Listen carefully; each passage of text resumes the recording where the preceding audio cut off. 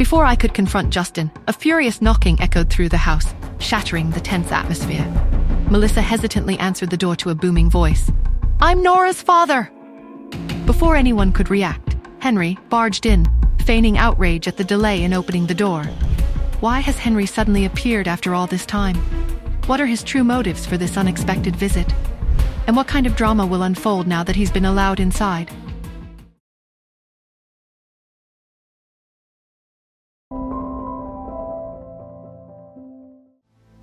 Melissa, her expression a mixture of surprise and apprehension, addressed Henry and Wendy. "Perhaps you'd prefer to speak with Nora privately, Mr. and Mrs. Smith," she suggested, her tone polite but laced with a hint of caution. Henry waved his hand dismissively. "Nonsense. We're all family here. No need for secrets." He strode into the living room, his gaze sweeping over the Andersons, his demeanor a forced cheerfulness that felt utterly insincere. Wendy followed close behind, her smile tight and nervous. Mrs. Anderson, Simon, and Melissa remained seated on the main sofa, their postures stiff and their expressions guarded. They regarded Henry and Wendy with a wary curiosity. I didn't take a seat. I remained standing near the wall, my expression carefully blank, my eyes scanning the room, assessing the undercurrents of tension. A heavy silence hung in the air, thick with unspoken resentments and barely concealed hostility. Finally, Henry, attempting to break the ice, stood and offered a stiff nod to Mrs. Anderson. "This is the first time we've met in all these years, Mom," he began, his voice laced with a forced affability. "It's all Yvette's fault, I'm sorry to say. She never wanted to talk about her family. It's because of her that we've all kept so distant from one another." Before he could elaborate further, Melissa, her voice sharp and decisive, cut him off. "That's kind of you to say, Mr. Smith. However, Yvette is no longer with us, and as you know, you have also remarried. Please don't feel obligated to us. We're no longer family." Henry's eyes flickered with a hint of anger, but he quickly masked it, heaving a dramatic sigh. "I have remarried, it's true. But please understand, it was all Yvette's idea. She lost a lot of blood giving birth to Nora, and her health continued to deteriorate badly afterward. She never fully recovered. But before she died, she worried about our poor little Nora growing up without a mother. She practically forced me to remarry.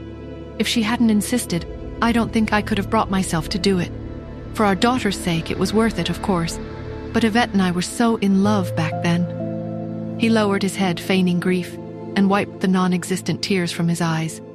Then he raised his head again, his gaze pleading. "Even if Yvette is gone, Mom is still my mother-in-law. That's something that'll never change." Wendy, sensing his desperation, hurriedly chimed in, her voice artificially sweet. "Yes, that's right. I had the honor of meeting Yvette when she was still alive. Our family may be small, and I know I could never replace her. But I hope you'll look at me as a daughter in the future, Mrs. Anderson. It would be a shame to lose our connection because of Yvette's death. We value family too much for that. And of course Nora is living with you now, strengthening those family ties. We're very supportive of that." She turned to Mrs. Anderson, her smile wide and insincere. "We could be such a wonderful family to each other." The elderly Mrs. Anderson, however, stared hard at Henry, her gaze penetrating and unwavering. Her eyes reddened with a familiar grief as she asked, her voice trembling slightly. "Are you saying that Yvette arranged for you to remarry before she died? That she chose this woman to be your wife and Nora's stepmother?" Mrs. Anderson felt her chest tighten as she imagined her proud and vibrant daughter Yvette spending her last days on earth choosing a second wife for her husband and a stepmother for her child. Wendy's smile faltered just a little under Mrs. Anderson's intense scrutiny. But she quickly recovered, forcing a bright, almost desperate cheerfulness. "Yes, that's right. That's why I'm so grateful to her. Mrs. Anderson, we're family." The tears in Mrs. Anderson's eyes were dangerously close to overflowing. She gripped her walking stick tightly, her knuckles white. She lowered her gaze, her voice heavy with a grief that spanned years. "We're not related by blood, so we aren't family." It was clear that she had no interest in continuing this charade. Simon also rose to his feet, his face etched with anger and disgust. He pointed a trembling finger at Henry, his voice shaking with barely suppressed fury. "You went looking for your next wife when my sister wasn't even dead yet? Are you completely heartless? We don't want family like you." Henry recoiled, momentarily shocked. "Mom, Simon, I'm sorry you can't find it in your hearts to recognize me as family, But I'm still Nora's father. The relationship between the two of us can never be severed, he said. I stood there wondering, why is Henry suddenly claiming his right on me? What is it he really wants? Will I be able to protect me and my children from his games? Hi, Nora here.